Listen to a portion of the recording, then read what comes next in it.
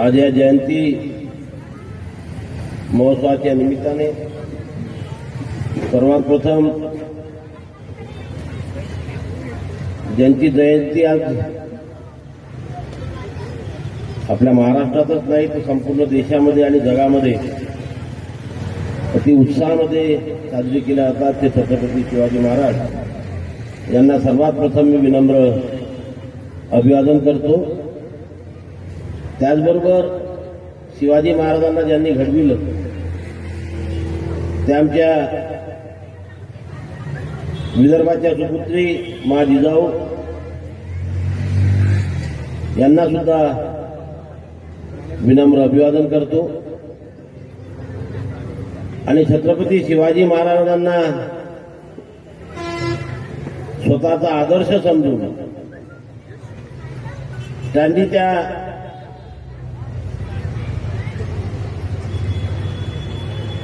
सतराव्या शतकामध्ये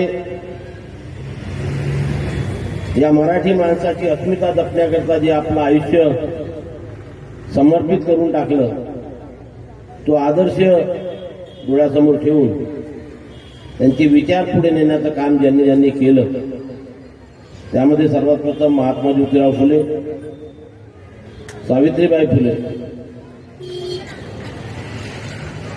छत्रपती शाहू महाराज, प्रतिमा बेग, परमपूज्य डॉक्टर बाबासाहेब आंबेडकर, भाऊसाहेब पंजाबराव देशमुख, वंदनीय राष्ट्रसंत तुकडोजी महाराज संत गाडगे बाबा या सर्वांना सुद्धा या क्षणी अभिवादन करणं हे आपल्या सर्वांचं कर्तव्य आहे आणि या सर्वांनी त्यांचा आदर्श डोळ्यासमोर ठेवून समाज परिवर्तनाचं काम या महाराष्ट्रामध्ये नव्हे तर देशामध्ये केलेलं आहे। आजच्या त्यांच्या जयंती उत्सवाच्या कार्यक्रमाला या विचारपीठावरती उपस्थित त्यांचं प्रमुख व्याख्यान आपल्याला ऐकायचं आहे ते माझे सहकारी मित्र अनुभव वनकर या मराठा सेवा संघाचे पूर्व पदाधिकारी, आमचे सहकारी माननीय विजयभाऊ शिंदे, या गावातील प्रतिष्ठित प्रथम नागरिक मोवाडेताई, वानखेडेताई, आमचे मित्र डॉक्टर भगत सर बर्डेजी ज्यांनी हा कार्यक्रम आयोजित केला, श्री दिनेशजी इंगोले, त्यांचे सर्व सहकारी, आमचे प्रदीपजी होले या ठिकाणी, बाबारावजी पाटील, माझे राष्ट्रीय ओबीसी महासंघाचे सहकारी कार्यक्रमाला उपस्थित आहेत, नानाभाऊ केने, त्यांचे संपूर्ण समूह, या सावनेर नगरीतील शिवाजी महाराजांवरती प्रेम करणारे सर्व लोक मिळून, कारण सावनेरची लोकसंख्या किती आहे? 25,000, फक्त एवढेच लोक शिवाजीला मानते। ही खरी शोकांतिका आहे, खरी शोकांतिका ही आहे की शिवाजी महाराजांना आदर्श मानायचा आहे, सत्ता प्राप्तीसाठी शिवाजी महाराजांचा जय जयकार करायचा आणि जयंतीला मात्र पाठ फिरवायची, जयंतीला आठवण करायची नाही। आणि म्हणून आपण सर्वांनी दिनेश इंगोलेचं खूप जोरात टाळ्या वाजवून स्वागत करावं। त्याच कार्यक्रम करणं लहानशी गोष्ट नाही राहिली। 112 इंचाची छाती पाहिजे, ती 112 इंचाची छाती दाखवून शहरामध्ये कार्यक्रम करणं आणि नगराध्यक्षापासून तर सन्मान्य लोकांना एकत्रित करणं आणि शिवाजी महाराजांना मानाचा मुजरा करणं, वंदन करणं त्यांच्या जन्मदिवशी, ही फार मोठी गोष्ट आहे। या माणसाने उभा महाराष्ट्र घडवला, देशामध्ये या महाराष्ट्राचं नाव आहे, देशात नाही जगात। शिवाजी महाराजांवरती हजारो असंख्य स्कॉलर हे आज रिसर्च करतात, कोणत्या कोणत्या उपाधी नाही भेटल्या आपल्या शिवाजी महाराजांना।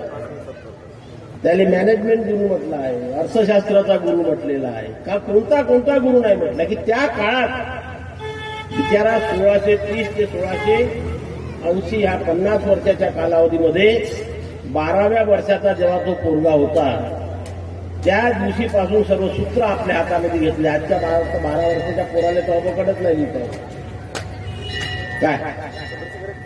पण त्या काळामध्ये जेव्हा एवढं शिक्षण नव्हतं, एवढे रस्ते नव्हते, वीज नव्हती, काही नव्हतं, त्या काळामध्ये महाजिजाऊंनी जे संस्कार केले होते त्या संस्काराचं अध्ययन करून, चिंतन करून, मनन करून की अख्ख्या महाराष्ट्रातल्या मावळ्यांना एकत्र करून मी माझा प्रदेश स्वतंत्र केल्याशिवाय राहणार नाही ही शपथ घेतली. आणि 1942 पासून काम केलं तर 1980 अख्ख्या फक्त 38 वर्षाच्या कारकिर्दीमध्ये त्या माणसानं अख्ख्या जगामध्ये नाव आपलं अजरामर केलं. अन्यथा आम्ही कुठे राहिलो, कशाला जय जय महाराष्ट्र म्हटलं असतं. आणि म्हणून या माणसाविषयी एवढी कृतज्ञता व्यक्त करू तेवढी कमी. आम्हाला प्रत्येकाला कसं वाटते की अजूनही आता या 21व्या शतकामध्ये शिवाजी महाराज जन्माला आला पाहिजे, पण मायाघरी नाही, शेजारच्या घरी. का बरं? माझ्या प्रत्येकाच्या घरी शिवाजी का नाही याचा विचार आम्हाला करावा लागेल. तळागाळातल्या माणसाला सोबत घेऊन, तळागाळातल्या माणसाचा विकासाचे स्वप्न पाहून, स्त्री पुरुषांना एकत्र घेऊन, मुस्लिम, जैन, शीख, इसाई सर्वांना एकत्र घेऊन हा महाराष्ट्र त्या माणसाने स्वतंत्र केला. आज आम्ही शिकून काय झालेलं आहे? जाती जातीमध्ये विभागला जाऊन राहिलेलो. शिवाजी महाराजांचे मावळे ज्याला म्हणतात त्या मावळ्यांचा जर अभ्यास केला अरुण भाऊ तर मराठ्यापेक्षा इतर जातीचेच लोक त्याच्यासोबत जास्त होते. माळी होते, कोळी होते, कोण नव्हते, तांबार होते, सर्वच लोक होते. आणि म्हणून त्या आपण जर कोल्हापुराकडे गेलो, आपल्या विदर्भामध्ये तर ठीक आहे तेली माळी पूर्वी बाकीचे आहेत, पण त्या कोल्हापूरकडे या बहुजन समाजातल्या जेवढ्या जाती आहे, बहुजन समाज म्हणतो मी, ओबीसी नाही म्हणून, SC ST ओबीसी मिळून बहुजन समाज होतो. त्या बहुजन समाजाच्या याच्यात अजूनही लोकांच्या सर्टिफिकेटवर मराठा लिहिला. मराठा सुतार, मराठा चांभार, मराठा कोळी, मराठा तेली, मराठा माळी अशा प्रकारच्या जाती लिहिल्या. कारण जे ज्या लोकांनी शिवाजी महाराजांसोबत काम केलं ते स्वतःला मराठे म्हणत होते. तिथं जात आडवी येत नव्हती. ज्याची मातृभाषा मराठी आणि जो शिवाजीचा मावळा आहे तो प्रत्येक जण मराठा असा समाज या महाराष्ट्रामध्ये. पण कालांतराने या मराठ्यांपासून शिवाजी महाराजांना पळवून काही लोकांनी आपलं करून टाकलं. त्या आमचाच आहे म्हणते ही चुकीची धारणा. शिवाजी महाराज हे प्रत्येकाचं दैवत आहे आणि तुम्हाला आम्हाला प्रत्येकाला त्यांना नतमस्तक व्हावंच लागतं. शेवटी 1680 मध्ये शिवाजी महाराजांचा मृत्यू झाल्यावर त्याच्या समाधीचा शोध कोणी लावला? महात्मा ज्योतिराव फुल्यांनी लावला. महात्मा ज्योतिराव फुले जातीने कोण होते? माळी. आम्ही किती लोक महात्मा ज्योतिराव फुल्याला मानतो? हात वर करा. 2-4. अर्ध्या लोकांना माहिती नाही. ही शोकांतिका आहे.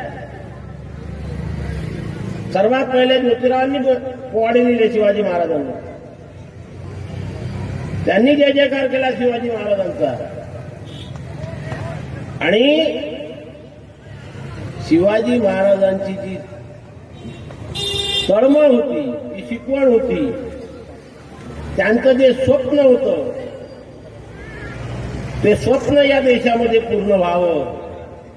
या देशातला गोर गरीब बहुजन, SC ST ओबीसी मागासवर्गीय या सर्वांचा उद्धार व्हावा हे जे शिवाजी महाराजांचं स्वप्न होतं ते पूर्ण करण्याकरता सर्वात पहिले महात्मा ज्योतिराव फुल्यांनी पुढाकार घेतला आणि इंग्रज सरकारला सांगितलं, या देशामध्ये इंग्रज सरकार असताना की साहेब, हे आमचे तळागाळातले बहुजन आहेत, एससी एसटी ओबीसी तेली माळी कुणबी धनगर सुधारणा बघा, यायले फुकटा शिकवा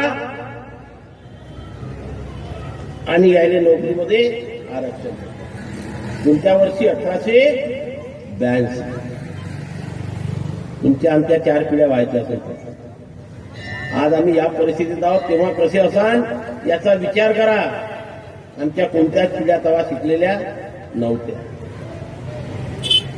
आणि तेव्हा महात्मा फुल्यांनी जाणलं की हे जर आमचे लोक शिकले नाही तर आमचा विकास होऊ शकत नाही, आमची प्रगती होऊ शकत नाही. आणि म्हणून त्यांनी इंग्रज सरकारपुढे ती मागणी केली की यांना शिकवा, फुकटा शिकवा आणि तुमच्या याच्यामध्ये नोकऱ्या द्या, तेव्हा आमचा समाज सुरू. महात्मा फुले ओरडत राहिले. किती लोक गेले हो तुमचे आमचे महात्मा फुल्यासोबत, कोणकर साहेब? त्यांनी जेव्हा हा आवाज पुकारला, किती लोक गेले आमचे? एकटा माणूस संघर्ष करत राहिला. जे काही 5-10 सहकारी, त्याच्यामध्ये सर्वात पहिले तर जेव्हा त्यांनी शिक्षणाचं कार्य सुरू केलं तर पहिली साथ कोणी दिली? ते एका मुस्लिम बाईनं दिली, तिचं नाव आहे फतिमा बेग. ती बाई त्या सावित्रीच्या खांद्याला खांदा लावून काम करत होती, पोराला शिकवायचं काम करीत होते. आणि आज या देशामध्ये हिंदू मुस्लिम मध्ये भांडणं लावायचे काम सुरू होऊन राहिले. हे समजून घ्या. शिवाजी महाराजांचं कार्य महात्मा फुल्यांनी सुरू केलं, ज्याला सावित्रीबाई फुले आणि फतिमा बेगनी पुढे नेण्याचं काम केलं. सरकार ऐकत नव्हतं आणि शेवटी दुसरा राजा या देशामध्ये झाला, ज्याचं नाव आहे छत्रपती शाहू महाराज. ती महात्मा फुल्यांची तळमळ, शिवाजी महाराजांनी केलेलं काम, याचा जेव्हा अभ्यास छत्रपती शाहू महाराजांनी केला तेव्हा त्यांनी म्हटलं की जाऊ दे, सरकार करू की न करू, मी छत्रपती शाहू महाराज माझ्या राज्यात या सर्व बहुजनांना शिकवीन आणि नोकऱ्या देईन 50%. जोपर्यंत या बहुजनांच्या खालच्या तेल्या माया कुंड्याच्या सुतारणावर हार मागाच्या पोरांना शिकणार नाही, तोपर्यंत मी 50% जागा भरणार नाही. आणि अशा प्रकारे शाहू महाराजांनी 1902 मध्ये तुमच्या आमच्यासाठी शिवाजी महाराजांचं कार्य पुढे नेण्याकरता आरक्षण लागू केलं. आणि नुसतं लागू करून थांबले नाही हो. तुमच्यापैकी किती लोक गेले आहे कोल्हापूरले? जाऊन पहा कोल्हापूरला एखाद्या वेळेस. प्रत्येक जातीसाठी हॉस्टेल आहे, आधी आहे, अस्तित्वात आहे. केव्हा सुरू केले होते? शाहू महाराजांनी 1902 मध्ये. पोरांना आणलं गावाखेड्यातून, पकडू ठेवलं, शिकवलं आणि स्वतःच्या संस्थानामध्ये नोकऱ्या दिल्या. आणि म्हणून हे बहुजनांची दालनं मग प्रगतीसाठी उघडी झाली. कुठेतरी आमचे पूर्वज शिकायला लागले, बोलायला लागले, वाचायला लागले. म्हणून आज आम्ही जय जिजाऊ जय शिवराय म्हणतो. नाही तर कदाचित जय जिजाऊ जय शिवरायचं नाव आम्हाला माहीत सुद्धा राहिलेलं नसतं की त्या शाहू महाराजाची पुण्याची. आणि मग शाहू महाराजांनी आपल्या आधिपत्याखाली तेव्हाचे परमपूज्य डॉक्टर बाबासाहेब आंबेडकर यांना फॉरेनला शिकवायला पाहिजे. आमच्या विदर्भातले भाऊसाहेब पंजाबराव देशमुख, किती लोकांना नाव माहित आहे? त्या भाऊसाहेब पंजाबराव देशमुखला फॉरेनमध्ये गेले आणि हे दोन्ही माणसं तिथून शिकून आले. शिकून आल्या होती त्या काळातले बॅरिस्टर 1922-25.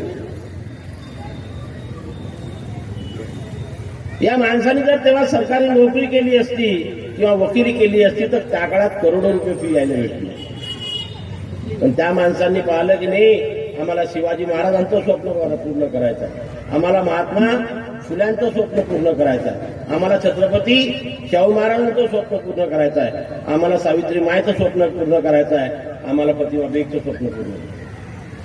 आणि म्हणून त्या काळातले डॉक्टर बाबासाहेब आंबेडकर, भाऊसाहेब पंजाबराव देशमुख, कर्मवीर भाऊराव पाटील यासारखी मंडळी पुढे आली आणि यांनी तुमच्या आमच्यासाठी तट्ट्यामध्ये शाळा सुरू केल्या.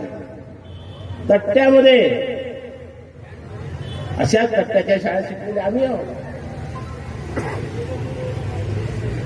आणि तो आपल्या शिक्षणाचा प्रवास या लोकांनी म्हणजे अजूनही भाऊसाहेब पंजाबराव देशमुखाच्या संस्थेचं नाव काय आहे? शिवाजी शिक्षण संस्था. आदर्श कोण? शिवाजी महाराज. कर्मवीर भाऊराव पाटलाच्या संस्थेचं नाव काय? रयत शिक्षण संस्था. शिवाजीला कोणाचे राजे म्हणतात? रयतेचे. म्हणून त्यांनी आपल्या संस्थेचं नाव काय ठेवलं होतं? रयत शिक्षण संस्था. हे बा, सर्वांचा आदर्श कोण? शिवाजी महाराज. शेवटी शिवाजी महाराजांचे स्वप्न आम्हाला पूर्ण करायचे आहे. शिवाजी महाराजांना जसा महाराष्ट्र पाहिजे होता तसा महाराष्ट्र आम्हाला उभा राहायचा आहे आणि त्याच्याकरता आम्हाला जे जे करावंसं लागेल ते आम्ही केलं पाहिजे हे बांधून या लोकांनी शिक्षणाचं कार्य हाती घेतलं. आणि हे शिक्षणाचं कार्य करत असताना राजकारणामध्ये होते आणि राजकारणामध्ये असताना महात्मा गांधींच्या चळवळीमुळे आणि इतरांच्या सर्व चळवळीमुळे जेव्हा इंग्रज सरकारनं डिक्लेअर केलं की आता आम्हाला भारत देशाला स्वातंत्र्य द्यायचं आहे, मग जेव्हा भारत देशाला स्वातंत्र्य द्यायचं आहे तर या देशामध्ये स्वतंत्र देश चालविण्याकरता एक संविधान असायला पाहिजे. म्हणून संविधान समितीचे गठन झाले. इंग्रजांनी सांगितलं की तुमचं संविधान तयार करा. आणि मग ते संविधान समितीमध्ये आमचे परमपूज्य डॉक्टर बाबासाहेब आंबेडकर आणि भाऊसाहेब पंजाबराव देशमुख दोघेही आले. नुसते त्या 272 लोकांच्या समितीत नाही आलं तर 12 लोकांवरती जे संविधान लिहिण्याची जबाबदारी आली होती त्यामध्ये सुद्धा हे दोघेही आले. आणि मग हे दोघेही आल्यावरती यांच्या डोक्यामध्ये आलं की स्वतंत्र भारतामध्ये सुद्धा शिवाजी महाराजांचे स्वप्न पूर्ण करण्याकरता महात्मा फुल्यांना आदर्श मानून शाहू महाराजांनी जी योजना सुरू केली ती स्वतंत्र भारतामध्ये सुद्धा सुरू राहिली पाहिजे. म्हणून संविधानामध्ये कलम 340, 341 आणि कलम 342 टाकले. तुम्ही आम्ही समजून घेतलं. हे कलम 341, 40, 42 काय आहे? 340 ओबीसी साठी आहे. यांच्या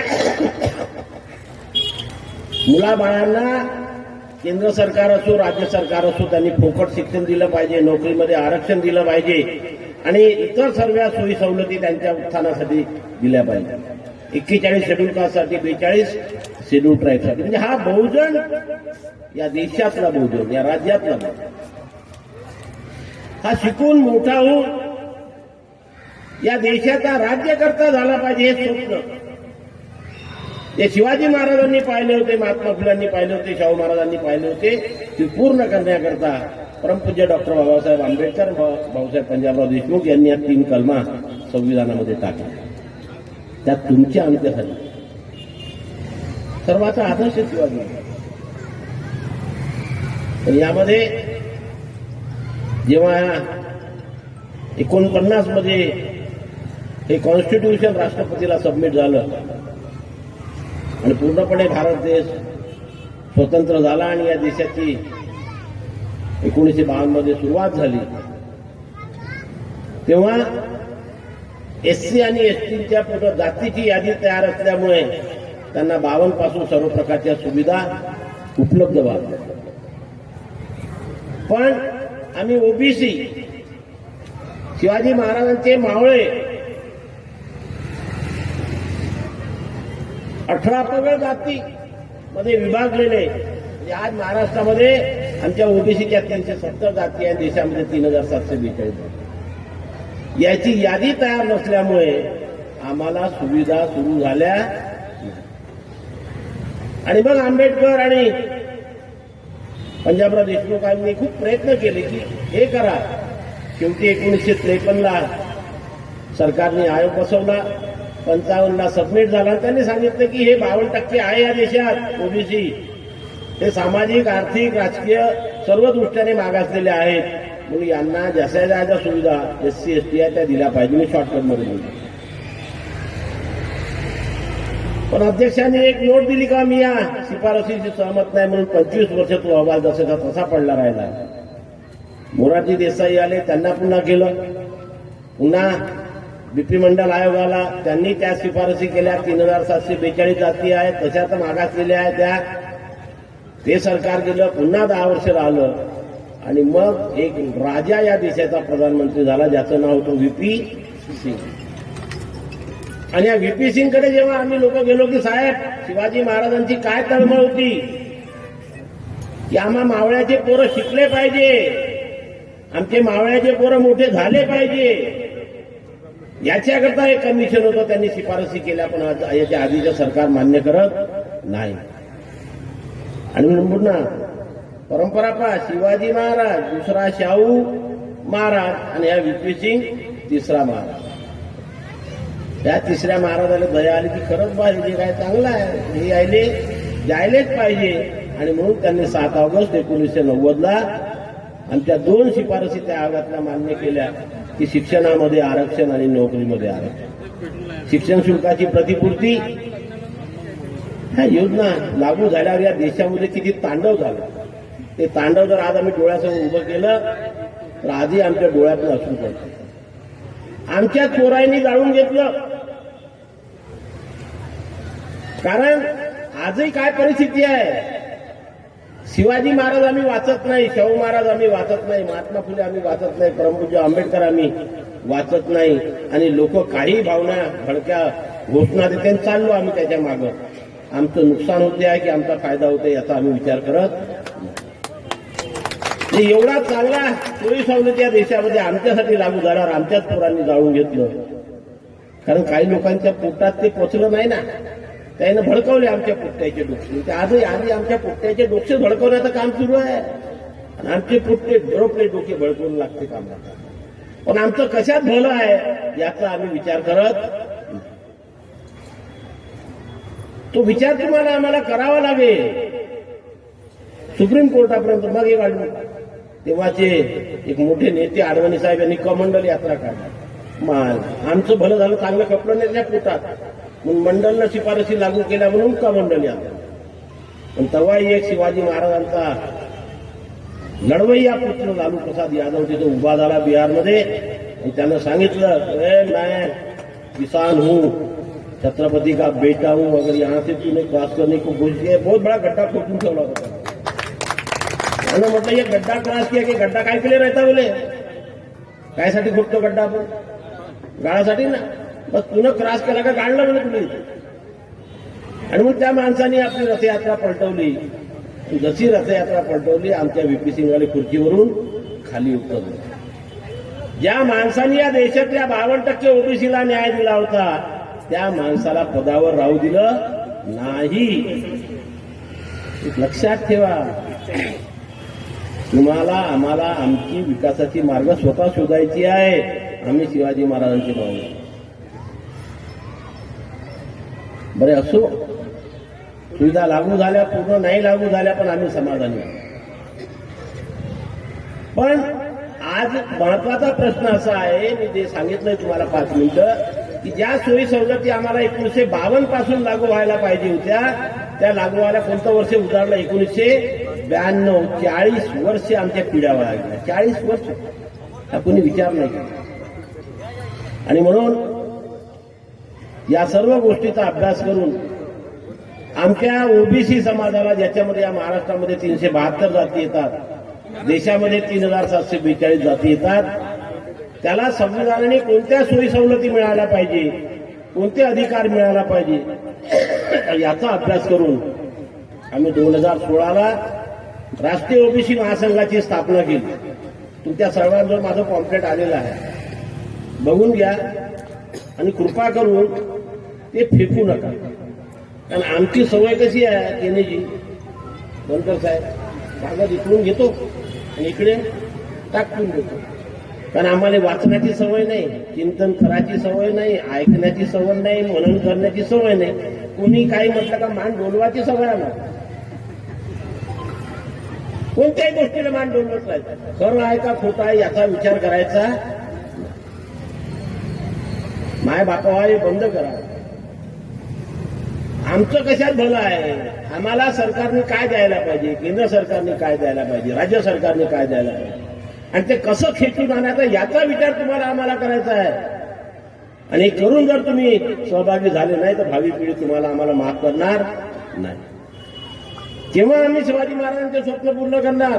केव्हा महात्मा फुल्यांचे स्वप्न पूर्ण करणार, केव्हा शाहू महाराजांचे स्वप्न पूर्ण करणार, केव्हा आम्ही परमपूज्य डॉक्टर बाबासाहेब आंबेडकर, भाऊसाहेब पंजाबराव देशमुखांचे स्वप्न करणार, याचा विचार तुम्हाला आहे.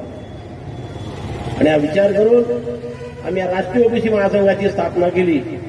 आणि मला सांगताना ती आनंद होतो, वाचा ते, घरी जाऊन सोडतो. 6 वर्षामध्ये मी केंद्र आणि राज्य सरकारकडून वनकर साहेब 22 GR काढून होतो. 22 GR जे केव्हा भेटायला पाहिजे होते आम्हाला 1952 ला, ते सुरू करायला 75 वर्षे वाट पाहू. आज आमच्या या संघर्षामुळे 1ली ते 10वीची स्कॉलरशिप, पहिल्या वर्गापासून ओबीसी पोरांना स्कॉलरशिप आहे, लक्षात ठेवा. आपण सर्व राज्यकर्ते या ठिकाणी बसलेले आहेत. माझी आपल्या सर्वांना विनंती आहे, तुमच्या आमच्या ओळखीचे जे पोरं असेल 1ली ते 10वी, 10वीच्या पुढे होतीच आधीपासून, त्यांना विचारा, बाबा तू स्कॉलरशिपचा फॉर्म भरला का? नसेल भरला तर भरायला लावा. समाजसेवा कायले म्हणते, करा ना थोडीशी समाजसेवा. तुम्ही शिकलेले असाल तर न शिकलेल्या पटवून सांगा, समजून सांगा. त्याने फॉर्म, अरे त्याच्या पोराले वर्षाच्या शेवटी 2,500-3,000 रुपये भेटत, तर त्या 2,500-3,000 रुपयामध्ये त्याची पुस्तकं वया होऊन का नाही होणार? काम तुम्हाला आम्हाला करावं लागेल. आम्ही फॉरेनला जायसाठी स्कॉलरशिप सुरू केली, MSME करायला. 50-50, 60-60 लाख रुपये गव्हर्नमेंट देते. योजनेचा फायदा घ्या. आम्ही महाज्योती नावाची संस्था सरकारला सुरू करायला लावली. आज 11 योजना आमच्या त्या माध्यमातून आम्ही ओबीसी समाजासाठी सुरू केली. JEE नीट MBBS BA डॉक्टर इंजिनियर व्हायचं असेल तर 2.5 ते 3 लाख रुपयाची ट्युशन लावावं लागतं. आमचा गोरगरीब 2.5 ते 3 लाख रुपये देऊ शकत नाही. टॅलेंट गरीबात आहे, पण त्याला संधी नाही आहे. ती संधी आम्ही देऊन राहिलो आहे. यावर्षी वनकर साहेब 15,500 लोकांना फुकटा फाकटामध्ये आम्ही JEE नीटचं प्रशिक्षण देऊन राहिलो. 1,000 पोरांना UPSCचं ट्रेनिंग सुरू केलेलं आहे. 2,000 पोरांना MPSCचं ट्रेनिंग सुरू केलेलं आहे. आता परवाच जाहिरात संपली, 20 पोरांना आम्ही पायलट करून राहिलेलो आहे. 200 पोरांना CA, 100 पोरांना CS, 40,000 पोरांना सॉफ्ट स्किलचं ट्रेनिंग आणि नोकरीची गॅरंटी. आणखी पुढच्या वर्षी NDAला पोरं आम्ही पाठवणार आहोत. काही लोकांना मिलिटरीचं ट्रेनिंग आम्ही देणार आहोत, पॅरामेडिकलचं ट्रेनिंग आम्ही देणार आहोत. हे पाहिजे आमच्या पोराले. हे नाही भेटलं तर आमच्या पोरांना नोकऱ्या कुठून भेटणार, आपल्या पायावर कसे उभे राहणार, याचा विचार तुम्हाला. आणि हे काम राष्ट्रीय ओबीसी महासंघ करतो. खूप योजना आहे. 22 GR मी तुम्हाला सांगितलं, माझ्या त्या पुस्तकामध्ये दिलेल्या आहे की आम्ही काय की आता पुढच्या वर्षीपासून या महाराष्ट्रामध्ये प्रदीपराव एक हॉस्टेल नव्हतं आपल्या ओबीसीसाठी. या पुढच्या वर्षीपासून प्रत्येक जिल्ह्यामध्ये 100 मुलांचं 100 मुलींचं असे 72 हॉस्टेल आम्ही सुरू. सरकारच्या पैशाना, महाखिचातले नाही. सरकार को झुकाना पड़ता, झुकाने वाला चाहिए. सरकार झुकती है, हमको झुकाने वाला बनना है, झुकना नहीं है. झुकाने वाला बनो, क्यों निघून. या सावनेर शहरामध्ये मी ठाकरे साहेबांना, इंगोले आणि बाकीच्यांच्या सर्व समूला जिल्हा नगर परिषद अध्यक्ष या ठिकाणी लागाने पालकमंत्र्याच्या मागे इथला कोण आमदार मंत्री आहेत ना, त्याला सांगा की 200 पोरं बसतील, 250 पोरं बसतील, एवढं सुसज्ज वाचनालय आमच्या पोराला सावनेरमध्ये बनवून द्या. आणि चांगलं वाचनालय आमच्या ओबीसी पोरांसाठी, एक्सक्लुझिव्ह ओबीसी पोरांसाठी सुरू करा. पोरं MPSCचा अभ्यास करतात. आज नाही आहे घरी बसून अभ्यास करतात. चांगली अभ्यासिका पाहिजे, चांगली पुस्तकं पाहिजे. नाही त्या ठिकाणी लाखो करोडो रुपये खर्च करतो आणि ओबीसीचं नाव आलं का आम्हाला ओबीसी समजतच नाही म्हणते. याच्याकरता समजत नाही म्हणते की तुम्ही स्वतःला ओबीसी समजत नाही. अरे तुम्ही म्हटलं पाहिजे गर्व से कहो हम ओबीसी है, बाकी नाही, पुढचं नाही म्हणत. अरे आम्ही 60% आहो ना, ओबीसी आहोत. ओबीसी म्हणाले आज काहीच आहे. मी आमचा जय ओबीसीचा नारा पूर्ण भारतामध्ये फेमस केला. कारण आमच्याकडे कसं होतं, मी सांगितलं तुम्हाला, महाराष्ट्रामध्ये आम्ही किती जाती आहोत, 312. मग आम्ही आमचे कुणबी लोक जय जिजाऊ, जय शिवाजी, जय तुकाराम असे वेगवेगळे नारे, एक नारा तर नाहीच आहे. आमचे माळी बंधू भेटले, जय ज्योती, आणखी काही म्हणतील. आमचे तेली बंधू भेटले, जय संताजी, आणखी काही म्हणतील. आमचे धनगर भेटले तर जय मल्हार. म्हणजे प्रत्येक जातीचं एकमेकांना विश करायचं वेगवेगळं नाव. त्याच्यात तर काय होते, तुम्ही या जातीचे आहे स्पष्ट. आणि जातीला संविधानामध्ये कुठेही स्थान नाही. तुम्ही जातीचे 5 कोटीचे मेळावे घ्या, सरकार तुम्हाला काही देऊ शकत नाही. पण ज्या ओबीसी शब्दामध्ये या सर्व 372 जातीचा समावेश होतो, त्याचा फक्त 1 लाखाचा मेळावा घ्या तर सरकारची खुर्ची डगमगायला लागते. ही ओबीसी कुठून जागी झाले? मी प्रयोग केलाय म्हणून सांगतो. 2016 मध्ये मेळावा घेतला, 2 मागण्या पूर्ण केल्या. 16 मध्ये 1 लाख 1.5 लाख लोकांचा मोर्चा काढला, ओबीसी मंत्रालय घेतलं. दिल्लीमध्ये गोळा केले, 2 मागण्या पूर्ण केल्या. मुंबईत गोळा केले, 6 GR काढले. हैदराबादमध्ये जमा केले, 4 GR काढले. डखरतो, मागतो, शक्ती प्रदर्शन करतो, हम ओबीसी एक. आणि मग माझी एक विनंती आहे आपल्याला, तुम्ही जे म्हणता ते म्हणा, काही बंद करायचं, काहीच सोडायचं नाही. माय बापा काहीच सोडायचं, फक्त जे काही म्हणतात त्याच्या माग नाही तर पुढं कुठेतरी जय ओबीसी म्हणा ना. जोपर्यंत आम्ही आमची स्वतःची आयडेंटिटी निर्माण करणार नाही, ओळख निर्माण करणार नाही, संविधानानुसार, मी शब्दप्रयोग वापरतो, संविधानानुसार ज्या सोयी सवलती आम्हाला भेटायला पाहिजे त्या मिळणार नाही. कारण मी तेली, मी माळी, मी कुंडी, मी सुतार, मी लोहार, मी दनगर, मी वंजारी, मी 372 म्हणण्यापेक्षा आम्ही ओबीसी म्हणा ना. 372 लोकांनी मुठीमध्ये मूठ बांधली तर शक्ती वाढेल की कमी होईल? वाढेल. वाढल्याबरोबर संविधानानुसार सुविधा द्यावं लागेल. मग ते केंद्र सरकार असो की राज्य सरकार.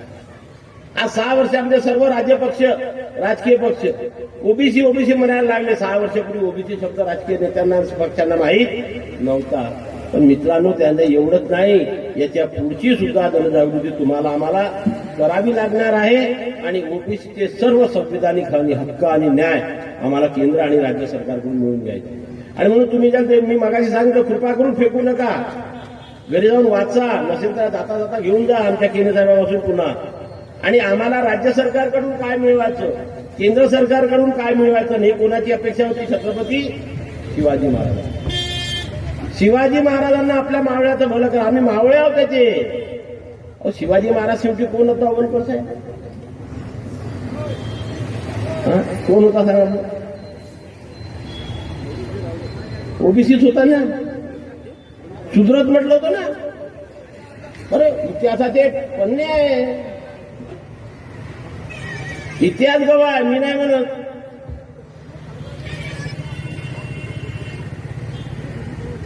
आणि म्हणून शिवाजी महाराजांना वंदन करते. आमच्याबद्दल जास्त मी मगाशी बोललो.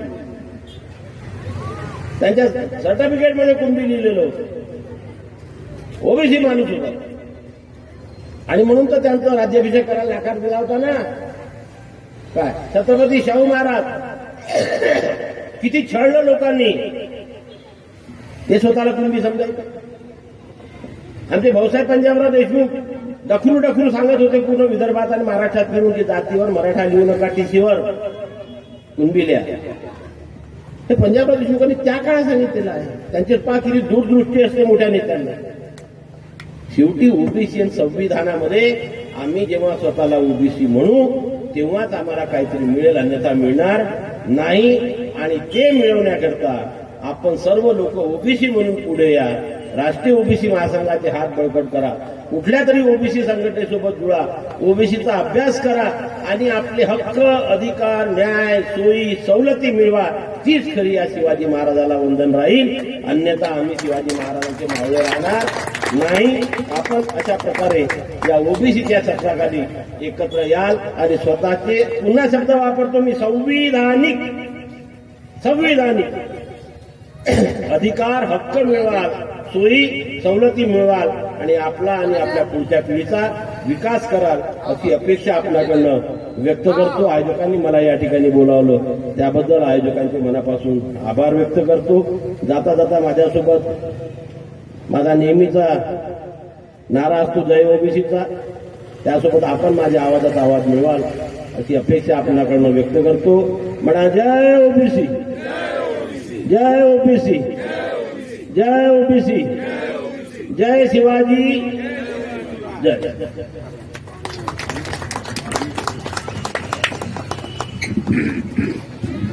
धन्यवाद साहेब. साहेबांनी जो विचार दिला त्याबद्दल जोरदार टाळ्या वाजवून त्यांचं स्वागत करूया.